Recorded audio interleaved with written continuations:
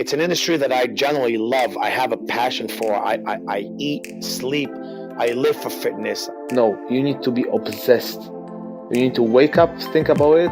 You need to go to bed, think about your clients, think about your progress, think about what you can do better. Genuinely, just be patient and take your time. That is you've got to take it all in the right steps. You've got to nail what you do in person before you go online. I don't like to talk about fear. The fears is usually something that makes your worries real.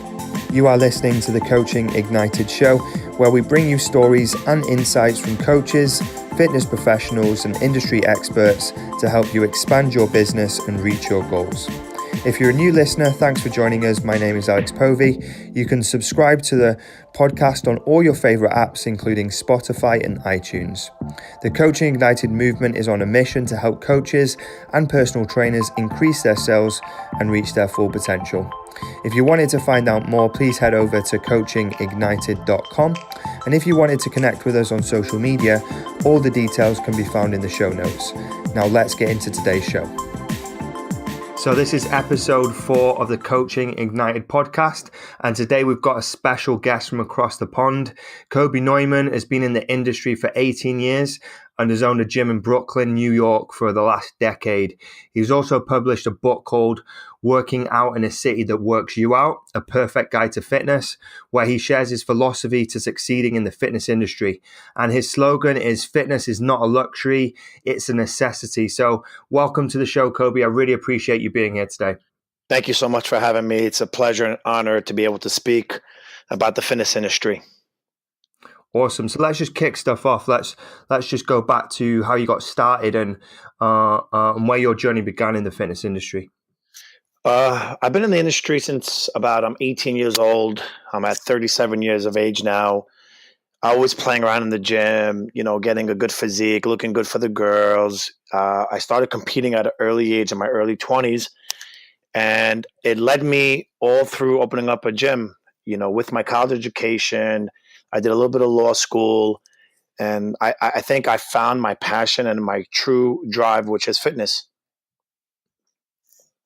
Awesome. So did you start out by going into personal training, or did you start out setting up the gym? Which was first? Well, I was always in the gym, so I always used to train a bunch of my buddies, a bunch of guys, a bunch of girls, really not to make a living, just to kind of explore other venues, and at the same token get to work out, multiple times a day. And I always knew in the back of my mind that one day I would evolve into this phenomenal trainer and open up a place. And 11 years in the making, I'm situated in Brooklyn, New York, my hometown, and I have a beautiful facility, 2,000 square feet, fully loaded, fully stocked, dumbbells from 5 pounds to 150 pounds, life fitness equipment, treadmill, row machines, assault bikes. And the industry just evolved, and I'm just adapting every day. So it sounds like you've got an awesome gym, you've got an awesome setup over there. But what's it like running a gym in Brooklyn? Or what's it like day to day? Dirty, vile, cutthroat, whoa, competitive, but at the same token, extremely gratifying, extremely liberating, extremely, fulfilling. The good comes with the bad and the bad comes with the good. And it keeps me on my toes every single day. Let's rewind a second. Let's talk about that dark side that you're talking about. I was pretty shocked when you said that. So let's go back. Let's unearth what you mean by that. Well, competitive. Fitness has, revolutionized and has, it's been on the forefront of so many years. Everybody, today's industry wants to be a fitness trainer, a health coach, a nutritionist, you name it. It's across the board, and it keeps me on my toes because I have competitors. I have people that used to work for me that opened up gyms literally two stores down from me, one down the block from me, The dark side is 11 years ago when I first started, I was maybe one of two gyms in the mile radius. Where fast forward to today, there was about 7 to 8 gyms within a 4-block radius from my gym. Jesus, it's crazy. Oh yeah, it definitely makes me become a workaholic, and it definitely doesn't leave me much time to play. Where I have to constantly be on guard, constantly be working, constantly be competing, constantly be grinding. Does that stress you out? How do you feel on a day-to-day basis with all that going on, knowing that you're just defending your fort, basically your gym, every day? Well, it stresses me out because I get nervous just because I don't know what's waiting for me on a day-to-day basis. But at the same token, it keeps me motivated. It keeps me inspired to just be better, to just be more, prominent and a bigger staple in this industry. So it has its good because the competition really makes me hungry. Mm. What do you think's kept you alive so long in such a competitive market? Because you've got loads of different people in a small space competing for clients, competing for memberships. Like, how have you lasted so long? How have you lasted a decade in the same place? Well, I say to myself, I know I'm doing something right for being in this business for so long, because gyms today's days, they close and they open and they close faster than they open, just because trainers take their clients for granted. Some trainers just don't really know what they're doing. They don't know the backside to it. This industry is a lot more than just nice arms and a good body. I mean, I've been blessed to be able to work out and maintain a physique at 37 years old. But at the same token, I've really understood the logistics and I guess what you want to call it, behind the scenes of the fitness industry. Like I would call it maybe like the black market, where you don't learn about this in the books that we read. You don't learn about this in the certification pamphlets, seminars that you take, kinesiology classes, physiology classes. Nobody could teach you this. This is something that you just need to learn on your own, and it's dirty. It threw me into the lion's den, and for a minute I was being eaten alive. And I think the basic thing to it, in my first principle of the book I wrote, is adaptation and evolution. You just have to adapt and evolve to the situation and to the environment that you're placed in. Okay, so like, is your environment sort of led you down the path of writing a book, or did you always want to write a book? Like, how did that sort of manifest itself? Well, the book that you previously mentioned, Working Out in a City That Works You Out, was my first book. It was more actually of a fitness book in terms of exercises. Fast forward to a year ago, I published another book that I haven't really announced yet or got a chance to market yet, and that's called The 12 Foundations of a Successful Personal Trainer. And that Okay. is the nitty gritty, the behind the scenes. I developed 12 rules or principles or foundations that I think make a trainer and a gym owner last in the industry for so long. And I'll speak about some of those principles, Yeah, please. I'm sure in a the minute. listeners Sure. and the subscribers to this particular podcast will find that stuff super, super relevant. And I'd love to hear some of the samples from inside the book. So can you give us some tasters? Absolutely. So I deal in my business with experience. So when I talk, it's from everything that I have either experienced or tried. I've been in the industry for so long. I've been, gifted to train with David Barton, New York Sports Club, Equinox. I was a tier 3 trainer when they first opened. I worked in many small private studios. I worked with some famous athletes. I worked with some famous models. And I got to understand what the backside is of personal training. Because like I said, it's a lot more than just meeting your client for an hour, exchanging some routines, maybe asking him or her how their day is, and going on your business. There's a lot more that I think as a trainer and as a gym owner, people need to understand. And I think the book that I wrote touches on this subject really well. And I also think that it's a good book for all personal trainers to read. And the reason I say this is we deal with the egotistic, narcissistic, environment. We're all about ourselves. We take pride in our physiques, in the way we look, in the way we eat, in the way we do our Instagram, in the selfies that we take, in the pictures we promote. So nobody could really tell you that you're bad, because in your eyes, you're good because of the whole vanity side to it. Yeah, I totally get that. So when I talk to a lot of trainers and I try to school them and teach them, Brooklyn trainers don't want to hear from you, because it's a quick environment. It's competitive. There's a lot of clients for so many different trainers. My objective is to be longevity. I want to be in this industry for the next 20, 30 years. I'm a long-term. I believe in running the marathon for the long haul. This is my retirement plan. This is all I know. I only know fitness at this point in my life. So I need to sustain, I need to maintain, and I need to be on top no matter what. So for me, it's not that short-term, quick buck, feel good, look good, and good luck trying to get another client. I developed these principles on everything that I have been through. Like I said, the first principle is evolving and adapting to the environment you're placed in, meaning the gym you work in, what does it have? What does it do? What could you do with it?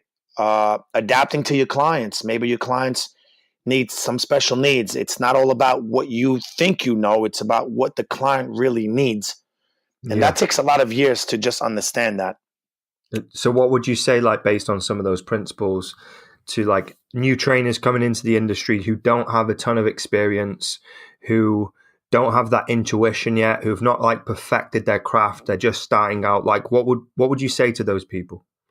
So I hire new trainers every so often, and I like to kind of let them shadow me just so they get a glimpse, because in my gym we go through about 40 to 50 clients a day. We do high volume. We get the clients in and we get them out. But the first rule I would like to touch on is the law of unemployment. People need to understand, as personal trainers, we are unemployed on a daily basis. I wake up every morning unemployed until I confirm and get confirmations from clients.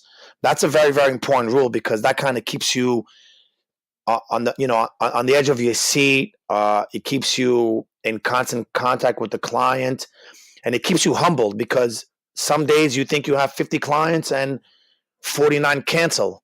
So that law of unemployment is real, because we've all faced it as personal trainers. It's as real as it comes. And I think once we understand that we rely solely on the client just as much as they rely on us, I think we will have a better feel for this industry and what it entails. Okay, awesome. So, like, for those people that are generally struggling to get clients, people that like really just need to drive their businesses and increase it as quickly as possible, like, what would you say to them? Like, what advice would you give to those trainers, those girls, those guys? What advice would you give them, Kobi? Well, I lost you for a minute, but I think I understood. Well, another rule is, besides the law of unemployment and adapting and evolving, is the probation period. When you train a client at the beginning stages, you're being put to the test. The client wants to see your progress, how you come to work on a daily basis, how you train him or her. So probation is a key period. We get cocky and we're like, oh, hypothetically speaking, Alex is here because I have big arms and he wants to look just like me, so I don't have to worry about the way I look or the way I dress. And I don't believe in that. I believe in every aspect, every quadrant. I always wake up on the right side of the bed. I'm always kept well. I dress accordingly. I try to present my clients with the right positive vibe, because I'm being put on probation. Once that probation period leaves, maybe within 6 to 8 weeks, you could now base it that you have a client for life, or the loyalty of that client is a lot greater because you develop that probationary period. It is crucial because if we get cocky and we get complacent, chances are that client will switch hands faster than you could imagine. So the law of unemployment and the law of probation, they go hand in hand. Yeah, so you're basically talking about maintaining your standards and not resting on your laurels, right? Not taking your clients for granted. Absolutely, and we all do that. Like I said, I've been here for so long. In the beginning years, I didn't understand what clients were leaving me. I was this, here I am, this young, good-looking guy, nice body, six-pack, big arms, and I realized that I was doing something wrong. And once I understood what I was doing wrong, I put that on paper, and it only took me till last year to actually develop these principles to the fullest and really understand every principle that we'll touch up on. I've experienced, I've dealt with, I've had the ability to understand. So it's not just me writing stuff that's hearsay and probability and speculation. This is real deal shit. Excuse my language. It's okay, it was fine. What were some of the big things you noticed you were doing wrong then? What did you acknowledge in your business? You were like, fuck, this is not right. I shouldn't be doing it this way. I should be doing it a different way. Well, another one of my rules is, the law of net worth, establishing your net worth from the start and sticking to it. When I first started, just like other trainers, I like to consider myself at that time like a prostitute to the game, because at any given price, I would have trained a client because I had to make, ends meet. And I never got the ability to establish my net worth because somebody was paying $20, somebody was paying $60, while Alex was paying $30, while my cousin was paying $25. So I was pretty much scattered all over the place. So it was very hard for me to develop a price point where somebody calls me now and, hey, Kobi, what do you charge? I charge X amount of dollars down the board. There's no special treatment. There's no favors. There's no, and it was very hard to increase my prices because I was already set at such a low standard. So for me in the beginning years, Kobi was known as the best $30 trainer the world has seen. I don't want to be known as the best $30 trainer. I want to be known as the best trainer, and you get compensated for your services for what you're worth. So that rule, the rule or the law or the principle of net worth from the beginning, establish your net worth. Understand this is what you deserve and this is what you will get no matter the situation. So is that just basically altering your belief system? You're talking about mindset here. You're talking about thinking in a different way, right? Well, I'm thinking about for myself, but also I've had the honor of having maybe 50, 60 trainers work for me in the last 10 years and seeing so many trainers leave or so many trainers just, get thrown out of the industry. And it's because they didn't establish the right codes, like establishing that net worth, because somebody shouldn't tell me, hey, I paid Alex $20 today and my cousin pays 15, and why should I pay 45? It becomes a negotiation, and it becomes where I don't want to train the client anymore because you feel like you deserve more. But you didn't assert yourself, nor did you demand it in the beginning. So it's very hard to ask for that raise after so many years. Yeah, it makes sense. I mean, how do you decide who's a good fit for your gym? How do you decide on good trainers versus bad trainers? Do you put them through a process? Do you have a criteria that you look for? Can you just see it through intuition or just from being in the industry? What's your process? Well, being in the industry for so long, I keep saying I kind of have a good intuition. So any client that walks in through my doors and any trainer, I could almost tell you by the first hour if they will stay. And 99.9% of the time, I'm accurate. It is a vibe. It is something that's, intuition for me, or just being around for so long and being burnt so many times and seeing mannerisms and body language and attitude and just a basic conversation. I could tell right away whether trainer or not will leave. I look for honesty. I don't have cameras in my gym for that sole reason of I believe in the honor system, and I'd like to see how far that goes.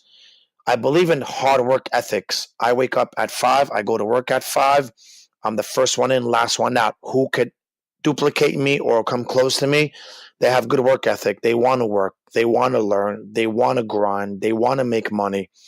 I also look for check your ego at the door type trainers, where I'm usually in a tank top. So when trainers walk in through my door, they get a little intimidated, like, oh, with the big here's this guy. bringing out. Yeah, and big biceps don't pay bills. What pays bills are, it's working. It's your craft. It's your skill. It's your artwork. I look at fitness and bodybuilding as artwork. It's your canvas. How are you going to draw it? How much time are you going to take to develop it and chisel away at it? So that's what I look at. Do you think some like personal trainers feel entitled in terms of like if they've got a great physique, they're in great condition, and they've got like great knowledge, they just assume that clients are going to flock to them? It's kind of like an ego.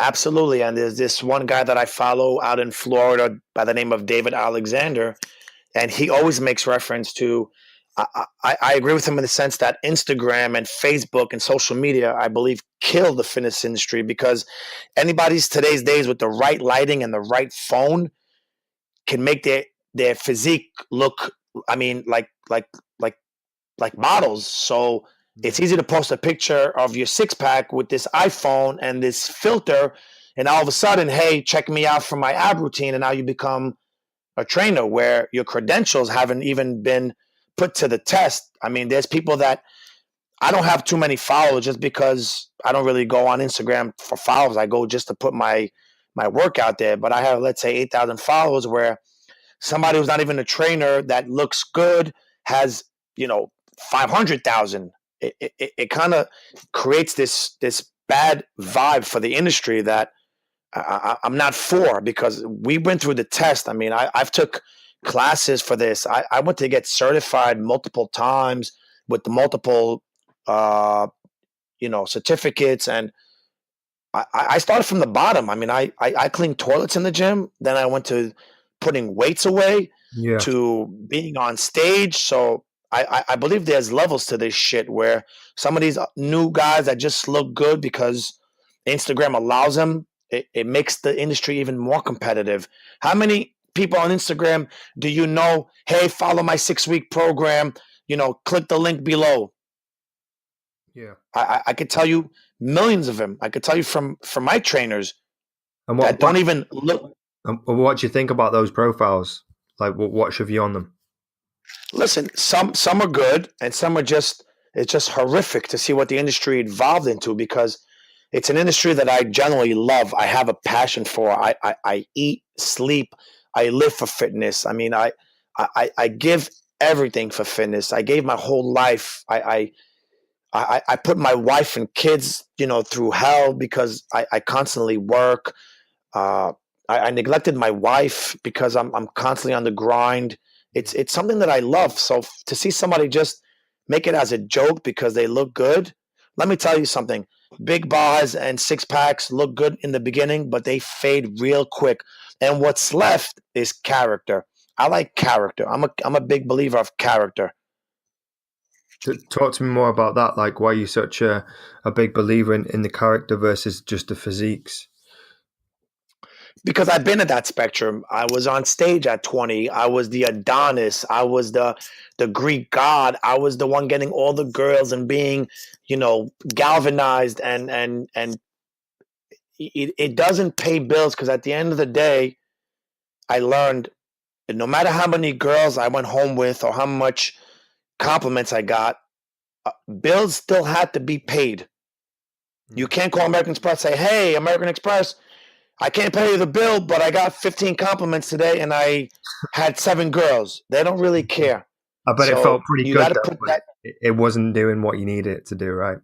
It felt really good because it filled the void, because you're young, you're stupid, you're not as, I don't know. It was something new for me working in gyms and all of a sudden getting all this attention. And that's another part of my rule was, adultery, asking for favors. These things should not exist in our industry. And I mean that wholeheartedly. And I've been victimized by it. And I've been, part of it. And it's a dark industry. I mean, how many times have I seen sexy women, married, not married, single, divorced, come in with their fancy Lululemon leggings, tight, and their perfect bodies and their scents. And how could you turn that down?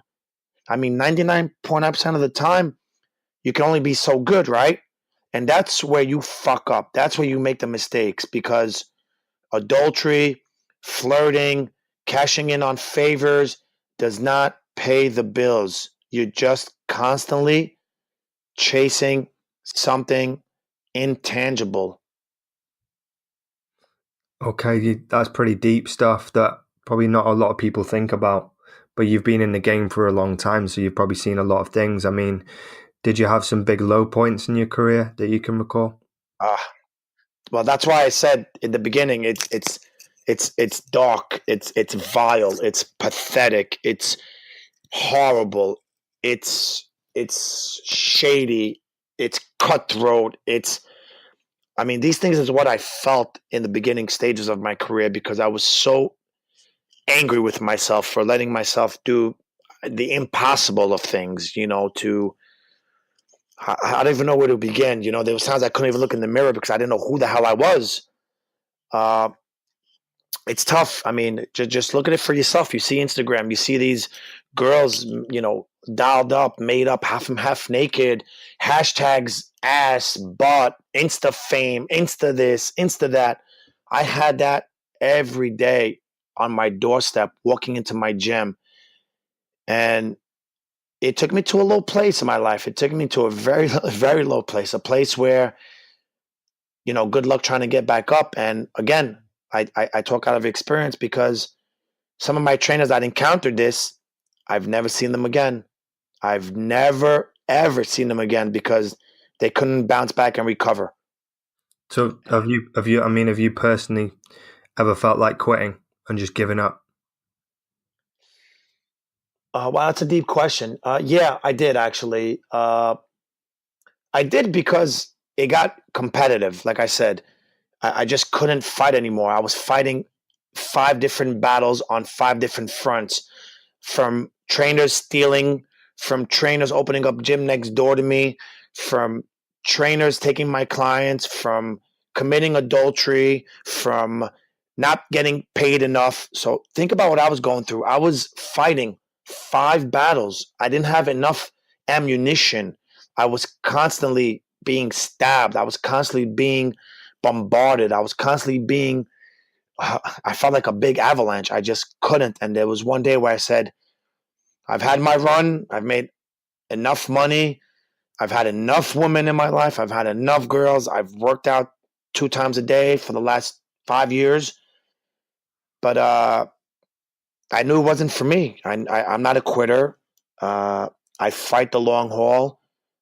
And I really saw better. And part of this podcast was really for me to be able to teach up-and-coming trainers, aspiring trainers, that they can make a good name for themselves and create a good career if they embrace this code and they follow the 12 principles. There might be a few more principles that some other trainers might talk about, but I guarantee you, when somebody reads my book, every trainer will say, oh my God, I've been there. Oh my God, this makes sense. Oh my God, I've seen this recently, because it's that real.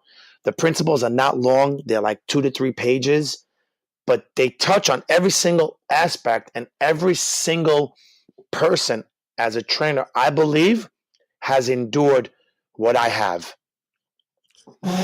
So what do you think made you carry on? Because you're in a low point, you're in a dark place. How did you climb out of that? How did you tackle those obstacles? What made you push on and keep you going and keep you in the industry? Well, I would say it was probably, the fight I had with my wife at the time. And I did something that I wasn't supposed to do.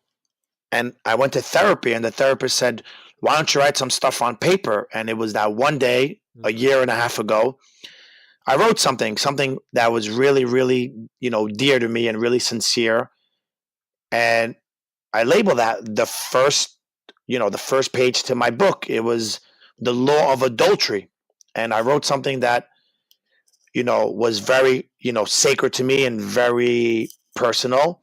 And I said, you know what? I'm going to write a book. And I've had help from some of my clients and some of my trainers, and I wrote this book. So I said to myself, now is not the time to give up. I just made it. I got back with my wife. She helped me. She pushed me. She's my backbone. She really sees also the light at the end of this tunnel, and that's really part of the book. I think I started the book with I was in a tunnel and it was just dark and I couldn't see light. I was so scared. I was so worried. I was so paranoid. I was so dreadful. I was so hurting. I never was able to see the light.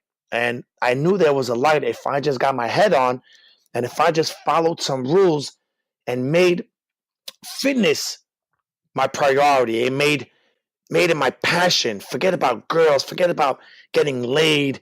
Make fitness the ultimate, passion from where I first started. So I had to go back to my, to my childhood. I had to go back to how much I love fitness and how much I just love helping people.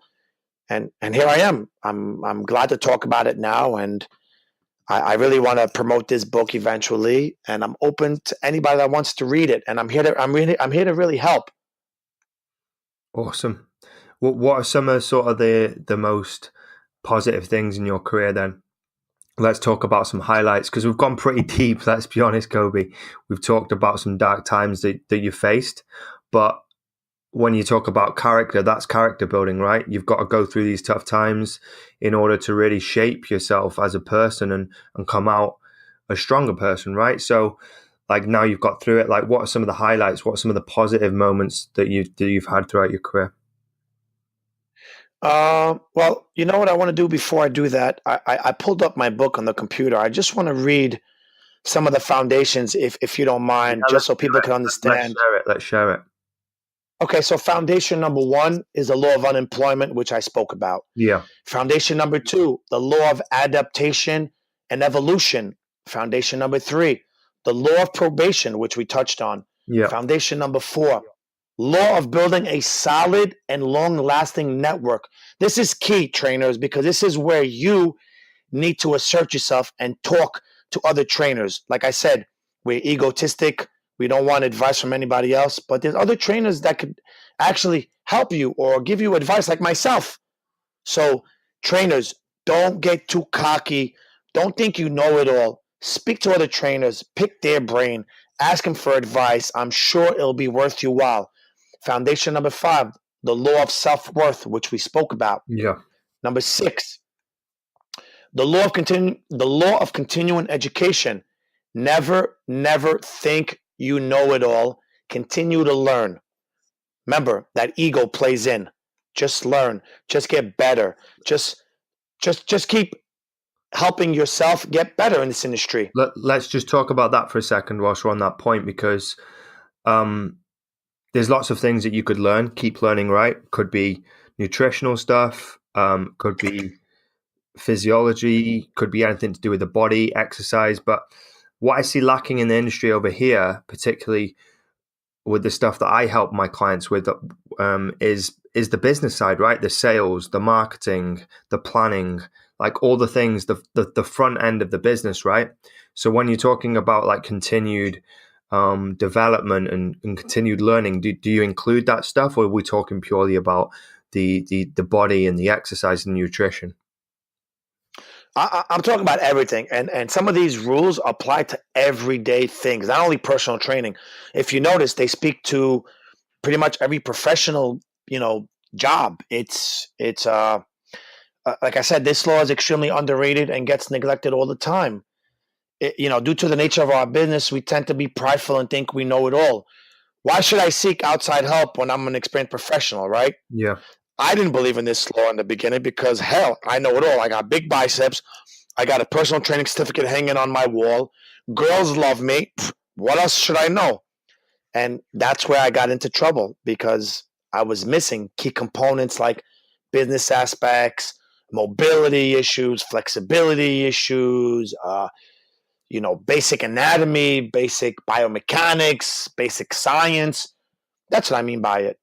Okay, cool. And then you were leading on to other points in the book. You've got some more principles. Yeah, I got law number 7, which was the law of infidelity, which we touched about. Yeah. Foundation number 8 is the law of boundaries, which is what I say. Business is business and personal is personal.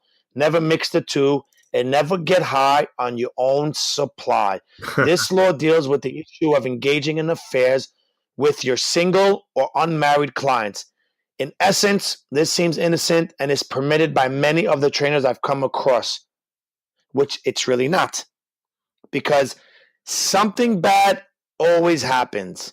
And whatever you think stays the same does not, because that client that you slept with and you break up with, 99% of the time, she would not want to train with you no more, and she would definitely badmouth you to her friends. So you're not getting laid, and you're definitely not getting paid anymore. So might as well keep it in your pants and take their money. Let's just rewind a little bit to the point you made about business is business and personal is personal, right? Do those lines get blurred though? Surely there's been some crossover like throughout your career. Absolutely. Something so simple to the point of like, I always ask my clients to get me coffee just because I start my day so early. And when clients need to pay, it's like, oh, I'm just $5 short. Remember, I bought you coffee last week. And I get it. But at the same token, you're not supposed to commingle funds, and that's where things get fishy, because when you cancel on the client or a client cancels on you and you charge them, things get nasty. Like, why are you charging me? I just bought you coffee last week. Well, you bought me coffee. So I'd rather not ask for you to buy me coffee anymore and get paid. That's where things get kind of iffy. Yeah. Things always end up being bad. Like, hey, Alex, I bought you coffee this week, so I'm not going to pay you. It just doesn't work that way. You have to set boundaries. Some of my clients buy me coffee just because they get themselves coffee, so it's understandable. That's okay. That's okay. I just wish that I haven't accepted, payments in terms of gifts, money, food, because they always go bad and people always bring it up. How many times, people say, oh, Alex, remember last week when I paid for your dinner? And that's what I hate. Yeah, and they're basically holding it against you, right? Exactly. The boundaries change. But how do you manage that? Like, do you lay the rules down? Do you only give people so much? Well, I didn't in the beginning. And I remember it was clear. I asked a client to get me a cup of coffee, and she was like, no, I don't want to get you coffee. And I understood where her mind was, because she just didn't want to, get involved, because it opens up client being late, and now she's late because she bought you coffee. And now if you're getting coffee, why don't you get me coffee? Now it becomes favors. Now they can think they could come late, come early. And it throws the dynamics of the personal training to a different level. It just throws it off completely. How do you deal with people not paying? Do you get that a lot? Well, that's why I told you, establish your net worth. It's yeah. So how do you deal with it? How do you overcome it? Like, how do you prevent it? How do you limit it? How do you avoid it? Like, what's your strategy? Well, when I opened up years ago, there was no PayPal, there was no Venmo, there was no Square Cash app, there was no Quick Pay, there was no Skrill, there was no. There was nothing. There was nothing. Paying in coins. There was nothing. Right. So exactly. So it was very hard for me years ago to get money, because Alex, underpaid me. Now next week you come in, I forget, you forget, or I call you, it becomes petty. Like, why you calling me, Kobi, for $10? Yeah, just get messy. And once you become exactly nowadays, when the client leaves and they don't pay, I just hit a Venmo request. Hey, for whatever the price is. What's a Venmo? Venmo is an app we have in America that you just send a request and they could pay you through their credit card or through their bank, and you get instant cash into your account. Okay, cool. So you got to look at it this way. I say this about it. think about what you hear in the news about politicians and affluent people going down because they accepted bribes and contribution, leading to inappropriation of funds. Remember, that's the same thing for us. Yep. Don't let it happen to you. If it seems too good to be true, it probably is.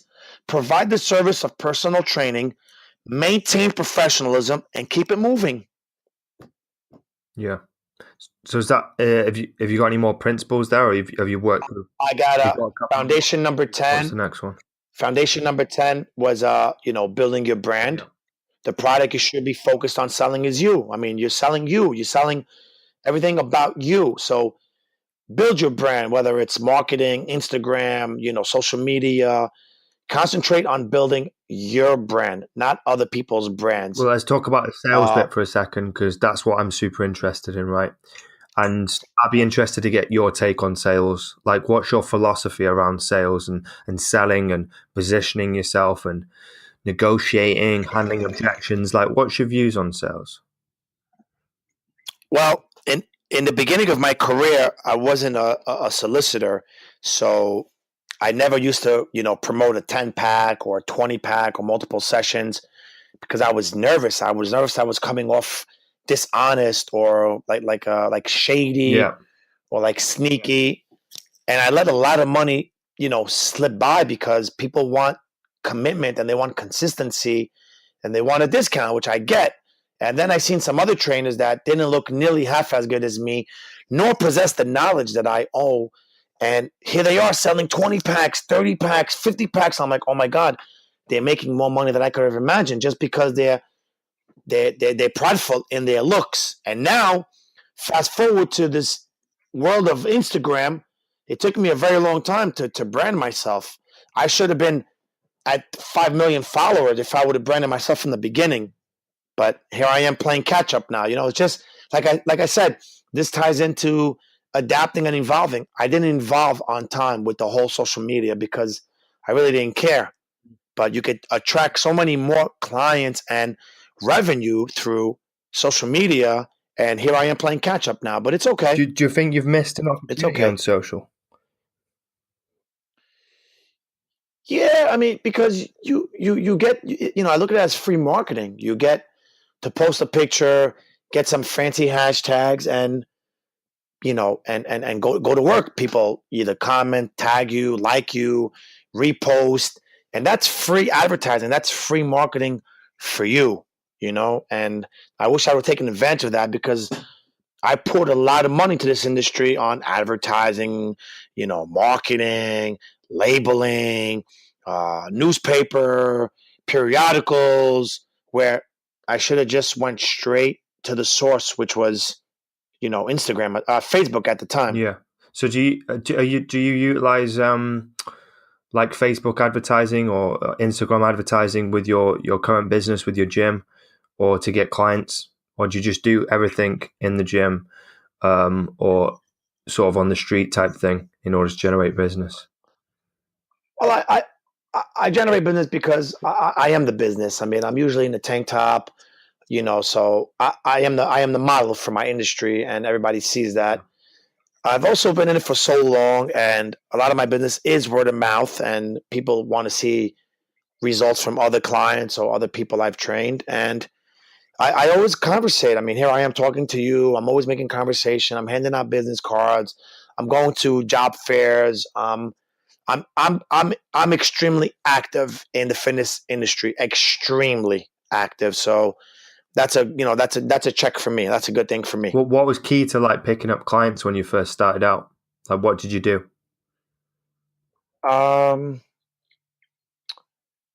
In the beginning, I sat back and I had that ego. They're gonna come to me because we talked about I got big arms. Like a lot of people coming into the industry, they're led by ego instead of being humble and realizing they've got to actually graft and go and get the clients. And that's why I wrote that book, because if you see, most of the laws, they tie in. They tie in. I was too egotistic. I was the man. So people are going to come to me because I got big arms. And I let a lot of business go by. But here I am. I'm learning. I picked up myself. I picked up my feet. and I'm now making a better name for myself in this industry. But like when you first started, how were you getting the clients? Where were you getting them from? Local clients. I started off with a lot of local clients from my community that knew about me, but I also didn't start fresh. Remember, I told you I was always in the gyms. Yeah.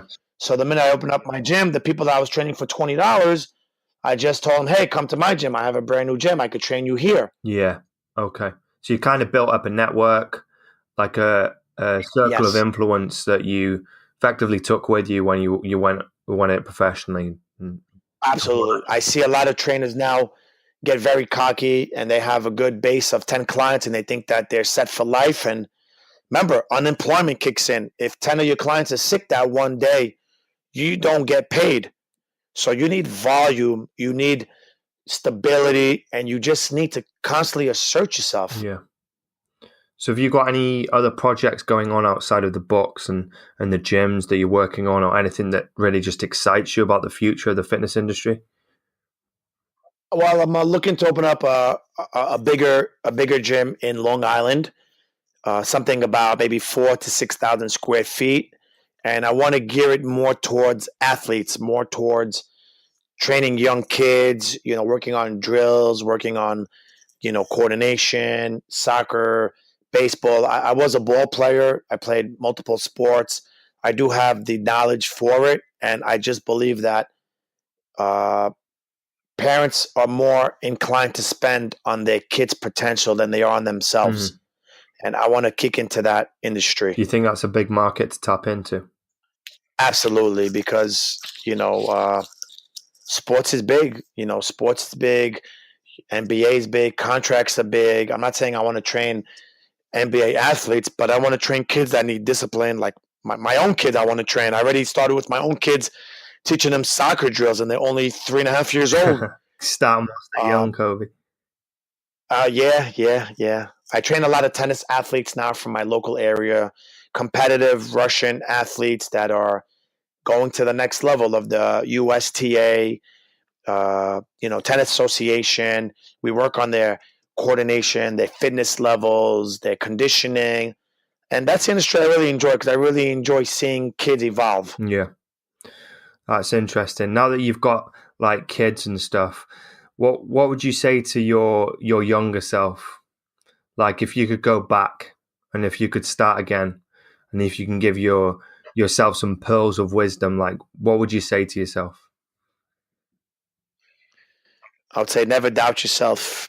I would say dream big and fight through it, because when I first started in the industry, I was the laughing stock of everybody because fitness wasn't so prevalent.